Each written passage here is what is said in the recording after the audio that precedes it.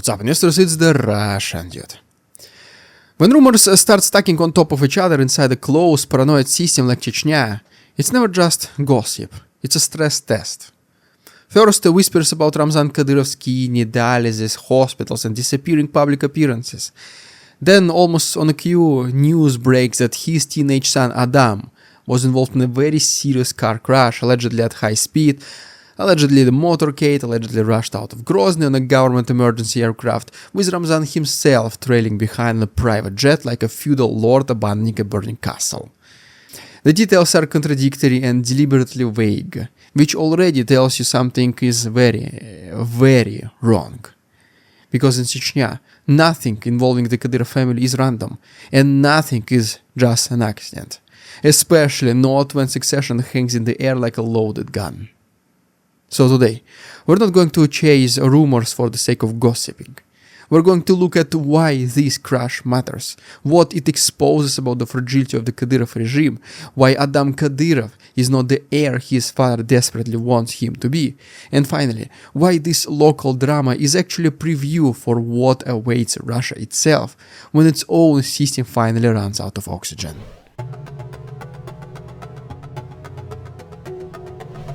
Let's start with the part that immediately raised eyebrows even among people used to Chechnya's madness. Adam Kadyrov, barely 18, allegedly crashes his car while moving at high speed through Grozny in a motorcade. Not alone, surrounded by escort vehicles that then allegedly ram into him. And so within hours he's no longer in Chechnya then. He's in the government emergency aircraft headed to Moscow, and Ramzan Kadyrov, his father, follows separately on, guess what? On his private Airbus, like humongous plane.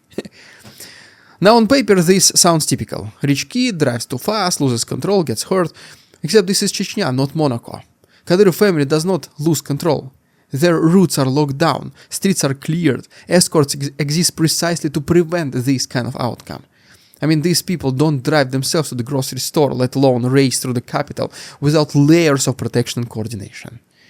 Which is why, once again, the crash itself matters less than the reaction to it. Because the reaction was silence. No clear statement, no confident denial, no triumphant footage of Adam smiling from a hospital bed with a gold watch still on his wrist behind the hospital gown. Just fragments, no.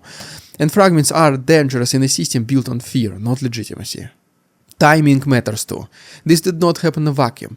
It happened when rumors about Ramzan Kadyrov's health refused to die, while his public appearances look staged and strained, while the question everyone in Chechnya ignores out loud is becoming unavoidable. What happens next? In a system like this, actions often function as messages. Sometimes they're warnings, sometimes rehearsals, sometimes reminders that no one is untouchable once the balance of power starts shifting. Whether Adam's crash was pure recklessness, most likely it was, internal sabotage or something in between, the combination of both, doesn't matter at this point. What matters is that it exposes how fragile the illusion of control really is. Because if the heir can end up in critical condition and be quietly evacuated to Moscow, then the entire pyramid above him suddenly looks unstable. So far the reports mention that Adam survived, but his condition is very far from perfect. No word on prognosis either. He might survive but remain incapable of ruling the region. But has he ever been ready to lead Chechnya, to be honest?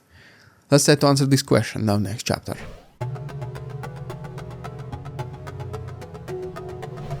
Ramzan Kadyrov has ruled Chechnya for almost as long as Putin has ruled Russia. 2 decades of unchecked power, 2 decades to think about succession, 2 decades to build something, at least anything resembling a safe transition. Yet here we are, watching a teenage son dressed up in uniforms, medals pinned to his chest like theater props, being pushed toward a throne he's completely unprepared to defend or inherit. Adam Kadyrov's rapid promotion was not subtle.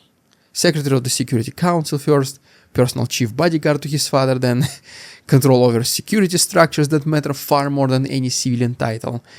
Because in Chechnya, whoever controls the armed man controls everything. The government exists as decoration. Power lives with guns. On paper it looks kinda clever. Give your son authority over force, eliminate rivals preemptively, secure the throne before you're gone. But, in reality it's delusional. It doesn't work this way.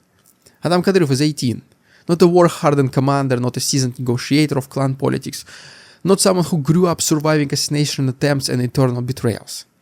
No, he grew up in a palace, in a bubble, surrounded by bodyguards whose sole job was to ensure nothing bad ever happened to him. And he is now theoretically about to rule the toughest men in Russia who precisely hate these kind of spoiled kids. History is full of young rulers who succeeded early, but they did not grow up insulated from reality. They were shaped by danger. Adam was not, and everyone around him knows it. The infamous episode where he beats a defenseless prisoner did not project strength. It's quite the opposite, it projected weakness. Violence without risk, cruelty without courage, no consequences. It showed the boy performing brutality, not mastering it. In a system built by real violence, that distinction matters. Ramzan Kadyrov himself came to power young, but not this young, and not this sheltered. He rose by being the most ruthless among ruthless men. He did not inherit obedience, he forced it. Adam, on the other hand, is trying to inherit fear without earning it, and fear, when borrowed, expires quickly. That is precisely why this crash once again matters. It punctured the myth. It reminded everyone that the little prince bleeds, breaks, and needs evacuation like every single person else. And if something happens to him and Ramzan is no longer there, dozens, if not hundreds of different clans who previously swore loyalty to Kadyrov family will do everything possible to seize the power for themselves. Let's talk about this unique governing style of Chechnya in our next chapter.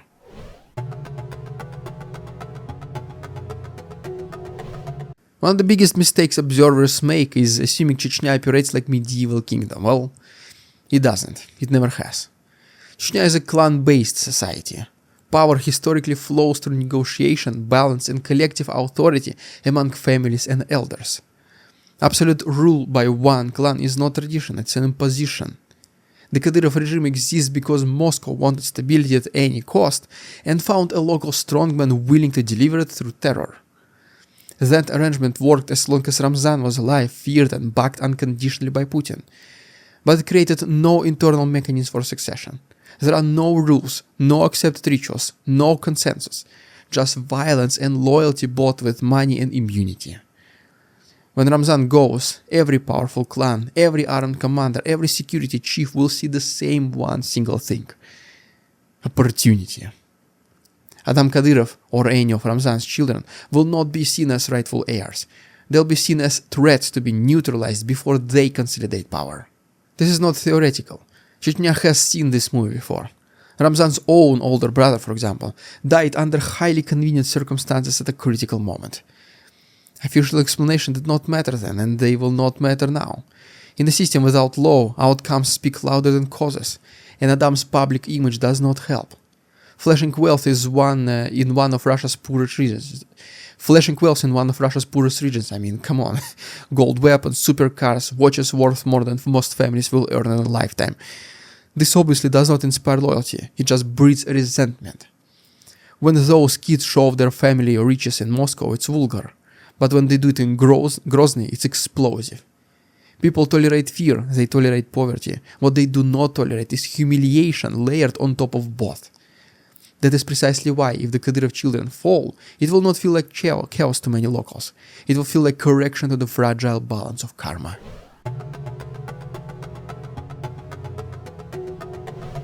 Chechnya is a laboratory for understanding how unchecked power destroys itself. Ramzan Kadyrov builds a system where his will replaces law, where institutions were hollowed out, where loyalty mattered more than rules. That kind of power feels intoxicating. I mean, you can do anything, literally. Appoint children to high offices, torture enemies, steal openly, no consequences, nothing. But there is always a catch. Power like that cannot be inherited. When there are no rules, your wishes don't survive you. When law does not matter in life, it does not matter in death. Succession becomes a slaughter, not a transition. Institutions were never invented out of kindness. Parliaments, courts, councils, traditions, even feudal checks existed because powerful people wanted their bloodlines to survive. Well, they learned the hard way that absolute power without limits guarantees absolute destruction once you, the founder of this clan, of a family, once you are gone. Ramzan Kadyrov rejected all of that, and now he is facing the rightful consequences. The only semi-viable option left for this family is not succession, it's evacuation. Moscow can guarantee safety, not power, not rule, just survival. Hotel, guard, distance, well, that's not a dynasty, that's an exit plan. And even that option exists only because Chechnya sits under someone higher in the hierarchy. Well, you guessed it, Putin. Ramzan has a superior who can impose guarantees. Putin's own entourage does not. Which brings us to the uncomfortable parallel. Russia itself has no succession mechanism, no real institutions, no legitimate parliament, no trusted courts, no accepted process for transfer of power. So when Putin goes, the same exact logic applies. No law to hide behind, no authority that everyone recognizes, nothing. Most people of Russia cannot even answer this one simple question. If not Putin, then who? So whatever is happening in Chechnya is not an exception. It's a preview for whatever coming next, something big. Adam Kadyrov's crash is not just a tragic incident involving a reckless teenager. It's a crack in the facade of a regime built on fear, excess, and borrowed stability. It exposed how unprepared the Kadyrov system is for life after Ramzan, how fragile its internal balance has become, and how little legitimacy the next generation actually has, if any. This is not about rumors, once again. It's about structure. Systems without rules always end the same way. Not with smooth transitions, but with chaos, purges, and survival games where every single man for themselves. Chechnya is rehearsing what Russia will one day perform on a much larger stage. And when that moment comes, there will be no emergency aircraft large enough to carry everyone away. Because once you are on top of the world, the fall is very deadly. Well, there you have it, guys. If you haven't done so already, please subscribe to my channel for more videos like this. If you wish to support our work and also join our private Telegram group, you can do so by becoming Patreon members or YouTube channel members. The links are down below. You will receive an invitation link immediately. Thanks so much for watching. See you tomorrow. We won't succumb to their tricks, the facade they try to sell. Their twisted words and feeble claims on us all they cannot quell.